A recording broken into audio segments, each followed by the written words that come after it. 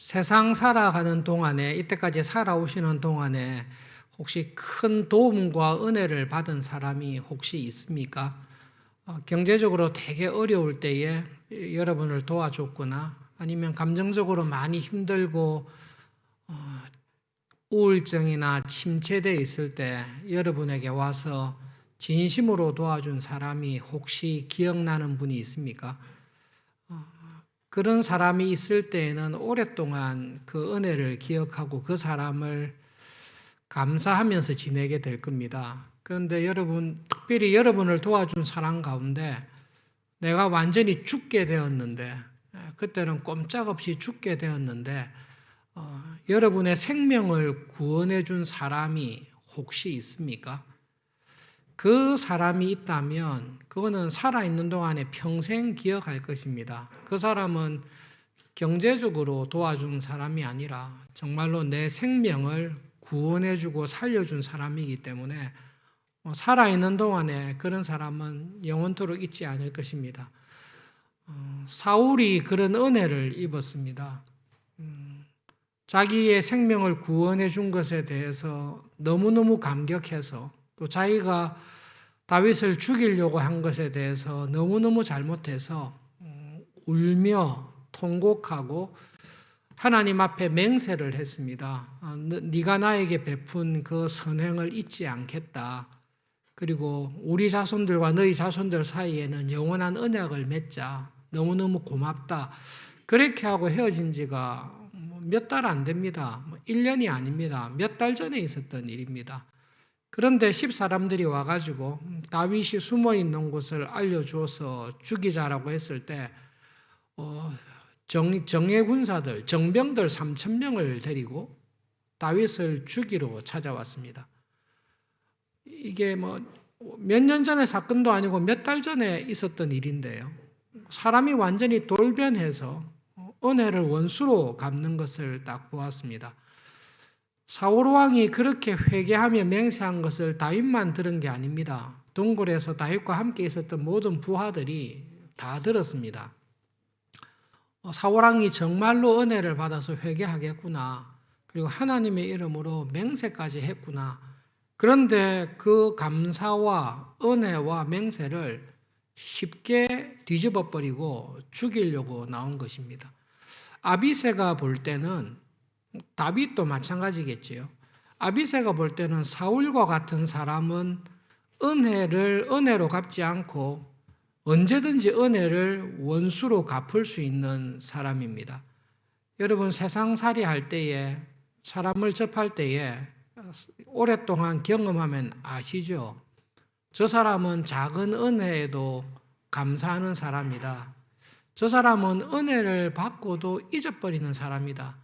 저 사람은 은혜를 받고도 이용하는 사람이다. 저 사람에게는 은혜를 베풀 필요가 없는 사람이다. 그런 사람이 있습니다. 사울왕은 은혜를 베풀어도 그 은혜를 악으로 갚는 사람입니다. 아비새가 그런 사울의 진영에 딱 들어갔습니다. 들어갔을 때 이게 하나님의 특별한 섭리와 간섭이다라는 것을 발견했습니다. 3,000명의 정병들을 데리고 왔습니다. 분명히 보초를 세웠겠지요. 그런데 가보니까 깊은 잠에 다 빠져 있습니다. 여러 번 전쟁을 해본 입장에서 아비새와 다윗이 갔을 때에 사울왕을 비롯하여 군대 장관 아브넬 그리고 모든 군인들이 정예 군인들이 이렇게 깊은 잠을 자는 것은 우연이 아니다. 이걸 확신할 정도였습니다. 깊은 잠에 빠지게 했다라는 말은 하나님께서 아담을 깊이 잠들게 해서 갈비뼈를 취해서 하와를 만들었습니다. 그때 아담을 깊은 잠에 빠지게 했듯이 완전히 사울을 비롯한 모든 군인들을 다 깊은 잠에 빠뜨린 것을 보았습니다. 그래서 여러분 이 사건을 보면서 아비새가 하나님께서 지금 어떻게 도와주고 있는지를 확실하게 깨닫게 된 것입니다. 이렇게 깊은 잠을 자게 된 것, 이것은 하나님의 적극적인 간섭이고 은혜다. 그것을 아비새가 확신을 하게 됩니다. 엔게디 동굴에서 사울 왕이 화장실 가려고 하다가 우연찮게 동굴에 들어왔습니다. 우연한 일이죠. 근데 여러분, 우연한 일도 하나님의 섭리라고 이야기를 합니다.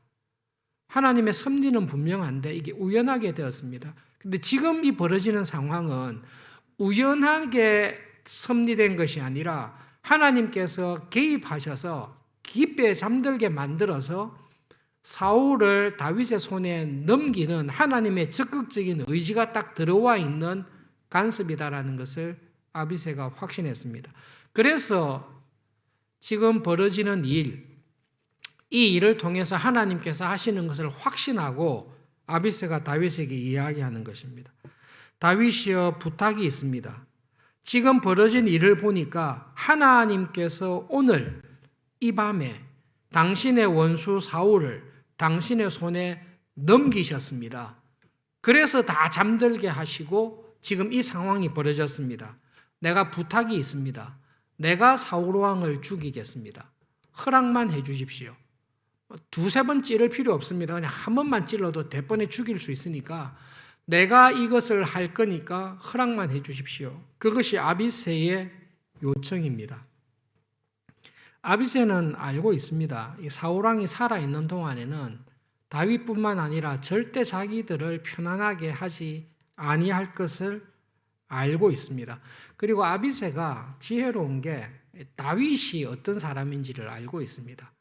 사울 왕이 어떤 사람인지를 알고 있습니다. 다윗도 어떤 사람인지를 알고 있습니다. 다윗은 하나님을 의식하면서 이 기회에 사울 왕을 죽이는 것을 주저할 것을 알고 있습니다. 하나님께 기름 부은 다윗인데 사울 왕을 자기 손에 피를 묻혀서 죽이면 그 책임이 있겠죠. 정치적인 도덕적인 책임이 있겠죠. 그래서 아비새가 자기가 대신 피를 흘리겠다라는 것입니다.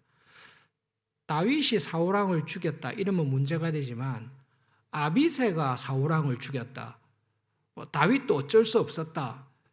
그러한 안전한 것을 다윗에게 제공하면서 그 모든 비난과 사울 왕에 대한 피해 책임은 내가 지겠습니다. 내 손에 피를 흘리겠으니까 한 가지만 부탁합니다. 말리지만 마십시오. 내가 그걸 다 할 거니까 말리지만 마십시오. 그것이 아비새가 다윗에게 요청한 것입니다. 다윗은 아비새와 똑같은 생각을 합니다. 사울 왕이 어떤 사람인지도 알고 그리고 아무리 친절을 베풀어도 자기를 끝까지 죽이려는 것도 알고 그 다음에 아비새의 요청이 굉장히 자기를 배려하는 것인지도 알고 있습니다. 그냥 눈 감고 자기는 가만히 있으면 부하가 알아서 욕먹는 일은 다 하겠다라고 제안한 것입니다. 성경에서 기록하고 있듯이 여러분 이때 다윗은 하나님의 은혜를 받아서 믿음에 굳건하게 서 있을 때입니다. 하나님께서 우리들에게 신앙생활을 할 때 시험과 시련을 주실 때가 있는데 준비가 안 됐을 때에 시험이 오면 우리는 다 넘어집니다. 베드로처럼 또 다윗처럼 모세처럼 우리가 은혜 안에 있지 않을 때 시험이 오면 우리는 다 넘어집니다. 그런데 하나님께서 은혜로 딱 붙잡아 주셨을 때에 시험이 왔을 때는 우리는 믿음으로 하나님의 은혜로 넉넉히 이기게 되는데 지금 다윗은 하나님의 은혜에 딱 붙들려 있습니다. 아비새의 그 이야기를 듣고 한편으로는 맞지만 또 한편으로는 정말로 충성된 부하를 통해서 나를 유혹하고 시험하구나. 다윗은 그것을 간파하고 있습니다. 아비새에게 두 가지 다윗의 믿음과 하나님의 뜻에 대해서 두 가지를 이야기를 합니다. 하나님께서 사울을 오늘 우리 손에 넘기는 것은 맞는데 하나님의 확실한 뜻이 있다. 하나님께서 기름 부은 자를 죽이지 말라. 그것은 하나님의 분명한 뜻이다. 그렇기 때문에 사울 왕을 우리에게 넘긴 것을 볼 때에 죽이라고 넘겼다. 그것은 아비새의 인간적인 결정입니다. 그건 하나님의 뜻에 따른 결정이 아닙니다. 다윗은 분명하게 아비새에게 이야기합니다. 하나님의 확실한 뜻은 그가 기름 부은 자를 사울 왕을 죽이지 말라. 금하신 것이 하나님의 뜻이다. 그 다음에 심판하는 것, 원수 갚는 것, 보복하는 것은 하나님께 있으니까 우리가 하나님의 자리에 서서 심판하거나 죽여서는 안 된다. 그런데 이렇게 은혜를 악으로 갚는 사울왕에 대해서 하나님께서 어떻게 심판하실지는 우리가 잘 모르겠다. 전쟁터에 나가서 죽게 하실지, 병에 걸려서 갑자기 죽게 하실지, 아니면 아무 탈 없이 무탈하게 장수하다가 평안하게 죽게 하실지, 하나님께서 어떻게 하실지에 대해서는 우리는 모른다. 그러나 하나님의 분명한 뜻은 원수 갚는 것은 나에게 있으니까 내가 갚을 것이라고 말씀하셨다. 사울왕을 지금 죽여서는 안 된다라고 자기의 뜻을 분명하게 이야기를 합니다. 그러면서 다윗이 한 걸음 더 나가서 이야기합니다. 아비새에게 명령해서 절대로 그렇게 하지 말라라고 이야기하는 것입니다. 여러분, 그 부분이 우리가 또 주목해야 될 부분입니다. 정확하게 하나님의 뜻을 말씀했을 뿐만 아니라 다윗이 거기서 주저하거나 아비새에게 여지를 준다면 아비새는 모든 책임을 자기가 지고 죽일 각오를 하고 들어와 있습니다. 그때 다윗이 아비새를 향해서 정확하게 말립니다. 절대로 그렇게 하지 마라. 네가 모든 것을 뒤집어 쓰겠다는 것이 나를 위하는 것이지만 그러나 그것이 마귀의 유혹이고 시험이며 내가 그것을 허락하는 것 자체도 악에 동조하는 것이기 때문에 절대로 그렇게 하지 말라라고 분명하게 이야기하면서 하나님께서 다윗에게 주셨던 참 좋은 기회이자 시험의 순간을 하나님의 은혜 안에서 다윗이 잘 이겨냅니다. 여러분, 때때로 우리를 시험하는 사람이 원수일 수도 있지만 때때로 내가 하나님의 뜻에 어긋나게 죄를 범하게 하는 사람이 아주 가까운 친구일 수 있습니다. 아비새는 다윗의 친구입니다. 조카입니다. 아비새는 다윗을 위하는 사람입니다. 그리고 하는 말이 모두 믿음의 말로 하고 있습니다. 그렇지만 그 말을 자세히 들여다보고 그 말을 따라갔다가는 큰 낭패를 당하는 시험입니다. 다윗이 하나님의 은혜 가운데 이것은 아비새를 통한 시험이다. 내가 이 말을 들었다가는 하나님의 뜻을 깨뜨린다라는 것을 알고 아비새를 금하고 하나님의 뜻에 순종하자라고 이야기를 하고 있는 것입니다.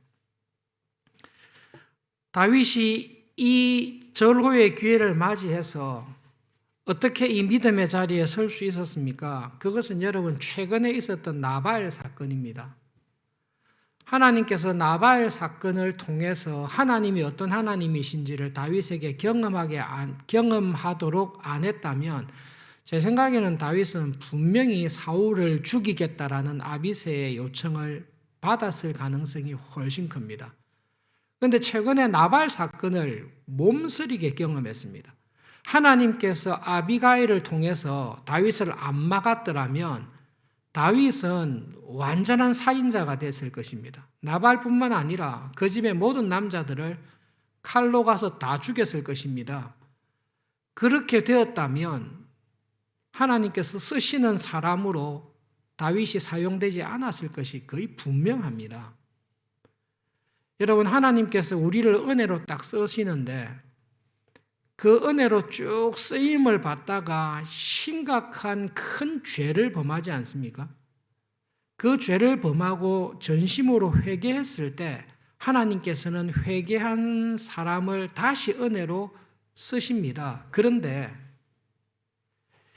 참 신기한 것은 진심으로 회개하고 하나님의 은혜를 구할 때 다시 그를 불러서 쓰시는데 그가 그 죄와 시험을 이기고 계속 순종하면서 쓰임 받았을 때하고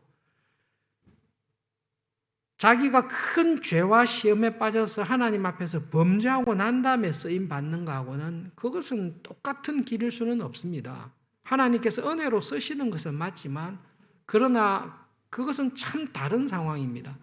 하나님께서 그 시험에 빠지지 않도록 다윗을 붙잡아 준 것입니다. 여러분, 나발 사건을 통해 다윗이 경험한 게 뭡니까? 원수는 하나님께서 갚으시고 심판하시는 것입니다. 내가 해서는 안 됩니다. 내가 했더라면 다윗의 인생은 망했을 것입니다. 그리고 하나님께서 나발을 어떻게 심판하시는지를 정확하게 보여주셨습니다. 그 일을 딱 경험하고 난 다음에 이 사울 사건을 딱 만났을 때에 다윗은 하나님이 얼마나 두려운 분인지, 하나님께서 얼마나 은혜로 자기를 붙잡아 주셨는지, 그리고 그 하나님의 뜻에 순종하는 것이 나에게 생명이 된다는 것을 경험했기 때문에 아비새가 아무리 간청하고 요청해도 믿음의 자리에서 딱 떠나지 않습니다. 그 나발 사건을 통해 다윗이 경험한 하나님에 대한 믿음이 26장 24절에 다윗의 고백을 통해서 나와 있습니다. 26장 24절 우리 함께 읽어보겠습니다. 네, 24절 같이 읽어봅시다. 오늘 왕의 생명을 내가 중히 여긴 것 같이 내 생명을 여호와께서 중히 여기셔서 모든 환난에서 나를 구하여 내시기를 바라나이다 하니라. 여러분, 저 말씀을 자세히 읽어보십시오. 저 말씀을 자세히 안 읽고 내가 생각하는 대로 읽으면 24절을 이렇게 읽을 수 있습니다. 오늘 왕의 생명을 내가 중히 여긴 것 같이 내 생명을 왕도 중히 여겨 주십시오. 그렇게 말을 할 수 있습니다. 그런데 다윗은 여기서 전혀 엉뚱한 이야기를 합니다. 오늘 내가 당신 사울왕의 생명을 귀중하게 여긴 것처럼 내 생명을 하나님께서 귀중히 여겨 주실 것을 나는 믿고 기대합니다. 그렇게 이야기를 하고 있습니다. 다윗은 사울 왕에게 은혜를 베푸고 친절을 하게 됐을 때에 사울 왕이 은혜를 원수로 갚는다는 것을 경험하여 알고 있습니다. 이번에 두 번째 살려주는 것입니다. 두 번째 살려주면서 다윗이 이렇게 말할 수 있습니다. 내가 두 번째 살려줍니다.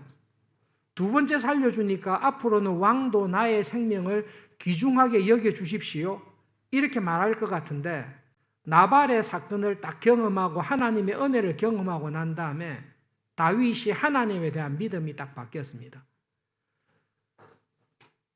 사울을 죽이지 않습니다. 왜 죽이지 않습니까? 하나님의 뜻이기 때문에 그렇습니다. 아비새의 말이 맞습니다. 사울과 같은 사람은 죽이는 게 낫습니다. 이 사람 살려놓으면 또 나를 죽이기 위해서 반드시 올 사람입니다. 세상의 원리를 따라서 인간의 지혜에 따라서 행동하다 보면 여러분 이 사람은 죽여버리는 게 낫습니다. 그런데 다윗이 죽이지 않고 친절을 베풉니다. 왜 친절을 베풉니까? 사람에게 소망을 두지 않습니다. 다윗이 지금 사울왕을 살려주는 것은 하나님께서 나에게 원하시는 뜻이기 때문에 그렇습니다.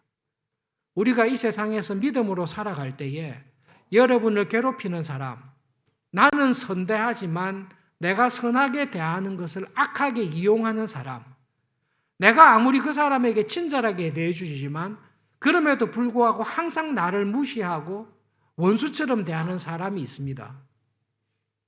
사울이 딱 그런 사람입니다. 그때 사울을 향해서 다윗이 내가 당신에게 선대하는 이유는 딱 한 가지입니다. 하나님께서 그렇게 하라고 하셨기 때문에 제가 그렇게 합니다. 그래서 내가 오늘 당신의 생명을 살려준 것을, 당신의 목숨을 귀중하게 여긴 것을 하나님께서 보시고 앞으로 내 목숨이 위급한 가운데 있을 때에 내가 여러 가지 환난과 어려움과 고통 가운데 있을 때에 하나님께 순종하며 믿음으로 살아가는 나를 하나님께서 긍휼히 여기시고 하나님께서 모든 환난에서 나를 구원해 주실 것을 저는 믿습니다. 나의 생명을 하나님께 맡깁니다. 나는 더 이상 당신의 호의에 맡기지 않습니다.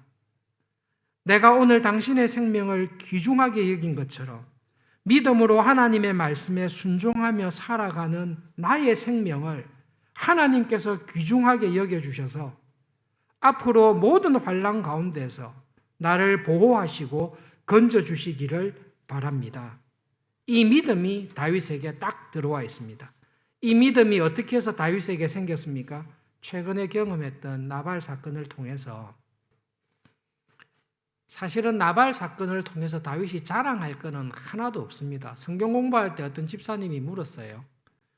나발이 죽게 된 것을 보고, 하나님께서 치셔서 죽게 된 것을 보고 다윗이 나발이 죽게 된 것을 기뻐하고 즐거워하는데 신자가 과연 이렇게 해도 됩니까? 여러분, 하나님께서 죄인이 죽는 것, 불신자가 회개하지 않고 죽는 것을 하나님께서 즐기십니까? 애통하게 여기십니까? 하나님께서는 믿지 아니하고 불신앙 가운데 죽어가는 사람을 심판하십니다마는, 그러나 하나님은 그들을 불쌍히 여기십니다. 하나님께서는 죄인들을 불쌍히 여기십니다. 하나님께서 죄인들을 불쌍히 여기지 아니하시면 우리 가운데 이 자리에 나와서 예배드릴 사람이 아무도 없습니다. 우리가 하나님 앞에 죄인이고 원수였을 때에 하나님께서 우리를 사랑하신 것입니다. 원수가 죽을 때에, 죄인이 멸망당할 때에 하나님의 마음, 예수님의 마음을 가지고 있는 사람은 그 사람의 영혼을 불쌍히 여기며 회개하지 않고 죽을 때에, 회개하지 않고 고집부리며 살아갈 때에 하나님의 심판이 얼마나 큰지를 스스로 돌아보며 하나님 앞에 회개할 것입니다. 나발이 죽는 모습을 보고 다윗이 기뻐했을 때에 그 모습을 보고 하나님께서 다윗과 함께 기뻐하셨겠습니까? 다윗은 우리와 성정이 같은 사람입니다. 그가 행한 모든 일이 다 의롭고 좋은 것 아닙니다. 계속 뒤에도 보시지만 이런 나발을 통해 큰 은혜의 자리에 딱 들어가 있는데 또 큰 시험이 오면 여지없이 무너져 버립니다. 그러나 여러분, 하나님께서 오늘 본문을 통해 우리에게 주시는 말씀이 있습니다. 하나님의 은혜가 우리를 붙잡아 주십니다. 감당하지 못할 시험 당하는 것을 미리 허락하지 않습니다. 나발 사건을 빼고 이 일을 또 주셨으면 다윗이 분명히 죽였을 수 있습니다. 그러나 하나님께서는 우리의 상황과 형편을 보시고 하나님의 섭리와 지혜 가운데 하나님이 어떤 하나님이신지, 하나님의 은혜가 어떻는지를 우리에게 가르쳐 주십니다. 그리고 그 믿음 안에서 순종하면서 살아가도록 우리를 도와주시는 분이 하나님이십니다. 여러분, 지금 내가 있는 상황 속에서 나는 지금 감당할 수 없는 시험이다, 이거는 내가 어떻게 하든지 이길 수 없는 시험이다라는 생각이 들 때에 하나님의 말씀을 기억하시기 바랍니다. 하나님께서는 내가 감당하지 못할 시험을 허락하지 않으십니다. 감당하지 못할 시험을 당할 때에 능히 이길 수 있는 은혜를 예비하시고 그 은혜로 우리를 붙잡아 주시고 실족하지 아니하도록 인도해 주십니다. 우리는 넘어질 때가 있습니다. 자빠질 때가 있습니다. 그러나 완전히 엎드리지 않는 것은 하나님께서 그의 은혜 가운데 우리의 삶을 붙들고 계시기 때문입니다. 그 은혜 안에 다윗이 굳건하게 서 있습니다. 아비새가 진짜 옆에서 조카이면서 헌신된 마음으로 그 이야기를 했을 때 다윗이 하나님을 바라보는 믿음을 딱 놓치지 않습니다. 사울은 반드시 죽여야, 제거해야 되는 사람인데요, 그 사울을 바라보면서도 하나님에 대한 믿음을 딱 놓치지 않습니다. 원수를 사랑해라. 하나님 원수를 사랑했습니다. 그런데 효과가 없었습니다. 효과가 없었으니까 원수를 죽이겠습니다라는 시험에 빠지지 않습니다. 원수를 사랑해라. 내가 원수를 사랑해도 이 원수가 원수질을 계속합니다. 그런데 원수를 사랑하는 이유는 하나님의 뜻이기 때문에 원수를 끝까지 사랑하는 것입니다. 그 어려운 중에서도 하나님의 말씀이기 때문에 하나님께 순종하며 살아가는 자를 하나님은 기억하십니다. 그리고 그 사람의 믿음으로 살아가는 우리의 삶을 하나님께서 기억하시고 반드시 은혜로 갚아주십니다. 그것을 다윗이 나발 사건을 통해 경험한 것입니다. 1 사무엘하 2장 1절부터 3절 말씀을 보시면 다윗이 나발에게 이렇게 말합니다. 1 사무엘하 2장 1절부터 3절 말씀을 보시면 다윗이 나발에게 이렇게 말합니다. 1 사무엘하 2장 1절부터 3절 말씀을 보시면 다윗이 나발에게 이렇게 말합니다. 죄인을 회개하지 아니하는 죄인을 하나님께서 저렇게 철저하게 심판하셨다면, 죄인을 그렇게 대하셨다면 하나님의 말씀을 목숨처럼 여기고 하나님의 말씀이기 때문에 순종하면서 살아가는 하나님의 자녀를 하나님은 얼마나 더 챙기시겠습니까?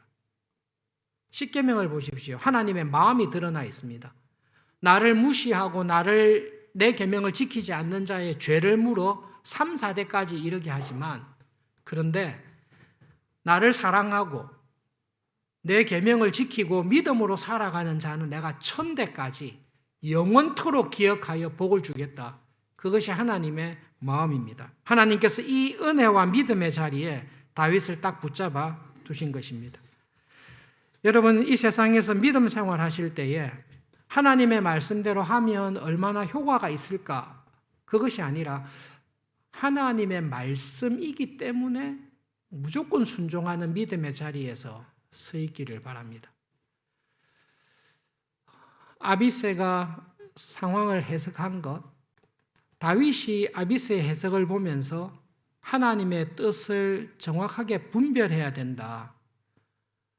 지금 이 상황을 네가 원하는 대로 해석하지 말고 하나님께서 이 상황 속에서 나에게 원하는 뜻이 무엇인지를 분별해야 된다라고 말씀을 하였습니다. 여러분, 지금 여러분이 각자 처해 있는 상황이 다를 것입니다. 가지고 있는 문제들이 가정마다 또 여러분 상황마다 다 다를 것입니다. 그럼에도 불구하고 하나님께서 지금 나에게 원하시는 뜻이 무엇인지를 확실하게 알고 그 뜻에 순종하면서 살아가고 있는지 하나님 앞에서 돌아보십시오. 여러분, 지금 어떤 상황에 처해 있습니까? 그러나 그보다 더 중요한 것은 내가 처한 이 상황에서 하나님께서 나에게 원하시는 뜻이 무엇인가를 깨닫고 그 뜻에 순종하는 것입니다. 하나님의 뜻을 올바르게 분별하고 순종하면서 살아가고 있습니까? 아니면 아비새처럼 하나님의 뜻이라고 하면서 내 소견에 좋을 대로 곡해하여서 잘못 행하고 있지는 않습니까? 여러분 주위에 여러 가지 조언해 주는 사람들이 있을 것입니다. 하나님의 뜻을 올바르게 조언해 주는 사람도 있고, 하나님의 뜻이라고 이야기하면서 사람의 지혜, 세상의 욕심을 따라 살아가도록 이야기하는 사람도 분명히 있을 것입니다. 여러분, 그 이야기들을 들을 때에 이것이 하나님께서 나에게 하시는 말씀인지 사탄의 시험인지를 잘 분별하면서 하나님 말씀을 듣고 있습니까? 주위에 가까이 지내는 사람인데 하나님의 뜻을 따라 살아가는 것이 아니라 자기의 생각과 욕심을 따라 살아가는 아비새와 같은 사람이 있습니다. 그 사람을 향해서 사랑하는 마음으로 담대하게 하나님의 뜻이 아니다. 그렇게 하는 것은 하나님의 뜻이 아니다. 결코 그렇게 하지 말라. 여러분, 믿음으로 조언하고 있습니까? 다윗이 마지막 신앙 고백을 할 때에 다윗이 고백한 내용은 이겁니다. 간단합니다. 하나님, 저는 더 이상 사람을 의지하지 않겠습니다. 전심으로 하나님만을 의지하겠습니다. 어떤 상황에 있든지 하나님의 말씀이라면 믿음으로 전적으로 순종하면서 살아가겠습니다. 그러니 저의 생명을, 저의 삶을 하나님께서 책임져 주십시오. 저는 하나님이 그런 하나님이신 것을 믿습니다. 여러분, 직장에서 혹은 이 세상 살아갈 때에 어려움을 당할 때에 전심으로 하나님을 믿고 하나님께 기도하며 하나님의 도우심을 구하면서 살아가고 있습니까? 하나님께서는 그런 사람을 오늘도 지금도 찾으십니다. 하나님 앞에 나와서 하나님의 뜻을 가르쳐 주십시오. 하나님의 뜻이라면 제가 전심으로 순종하겠습니다. 고관들을, 능력 있는 사람들을 의지하는 것보다 하나님을 신뢰하는 것이 100번 낫습니다. 하나님의 어리석음이 세상에 가장 지혜로운 것보다 더 지혜롭습니다. 그렇게 하나님을 믿고 믿음으로 살기를 원합니다라는 마음으로 날마다 하나님의 뜻을 구하시고 순종하면서 살아갈 수 있도록 기도하면서 하나님의 은혜를 체험하면서 살아가고 있습니까? 그렇게 살아갈 수 있기를 바랍니다. 내일부터 이번 한 주간 동안 2021년도 마지막 특별 새벽 기도회가 있습니다. 하나님께서 은혜 주셔서 함께 모여서 기도할 수 있는 기회를 주셨습니다. 지난 2년간의 코로나의 상황을 돌아보면서 올 한 해의 삶을 돌아보면서 하나님, 저에게 주신 하나님의 뜻이 무엇입니까? 내가 지금 이 상황 속에서 하나님 어떤 것을 하면서 살기 원하십니까? 그리고 하나님 저에게 이렇게 말씀하셨는데 제가 하나님의 말씀에 믿음으로 순종할 수 있는 은혜를 주십시오. 하나님의 도우심이 정말로 필요합니다. 기도를 통해 하나님의 도우심을 간절히 구하고 하나님께서 정말로 내 삶에 간섭하신다는 것을 경험하면서 살아가는 은혜를 주십시오. 다 함께 나와서 하나님 앞에 기도하며 믿음으로 살아가는 우리 교회가 될 수 있기를 바랍니다. 말씀을 기억하면서 우리 함께 기도하겠습니다. 두 가지 기도 제목을 가지고 기도하겠습니다. 하나님, 지금 제가 처해 있는 상황이 있습니다. 개인적으로, 가정적으로, 직장에서 제 인생에서 처해 있는 상황이 있습니다. 이 상황에서 하나님께서 저에게 원하시는 뜻이 무엇입니까? 알게 해 주십시오. 그리고 그 하나님의 말씀에 전심으로 순종하면서 살아갈 수 있는 은혜를 주십시오. 두 번째로 하나님, 앞으로 이 세상에서 내가 살아갈 때에 하나님만을 의지하며 말씀을 붙들고 기도하며 살아가기를 소원합니다. 그 은혜를 주십시오. 함께 기도하겠습니다.